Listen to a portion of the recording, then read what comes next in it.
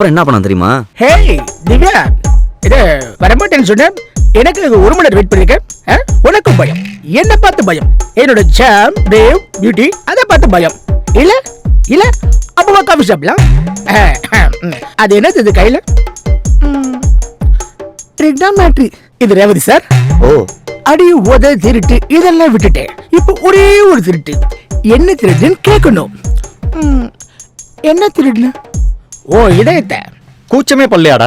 Oh my God, அப்ப தேவர் மகன் வாழ்ற வாழ்க்கை முக்கியத்தை நான் இல்லைன்னு சொல்லல. ஆனா அந்த வாழ்க்கை மத்தவங்களுக்கு பயனுள்ள வகையில இருக்கணும்.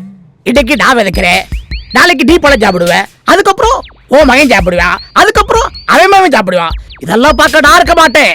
ஆனா விதை நான் போட்டது. இதெல்லாம் பெருமையா? கடமை, ஒவ்வொருத்தரோட கடமை. அப்ப நான் போயிட்டு போயிட்டு வாரேன்னு சொல்லுங்க. அதே வீட்டுல உங்களுக்கு நிம்மதி.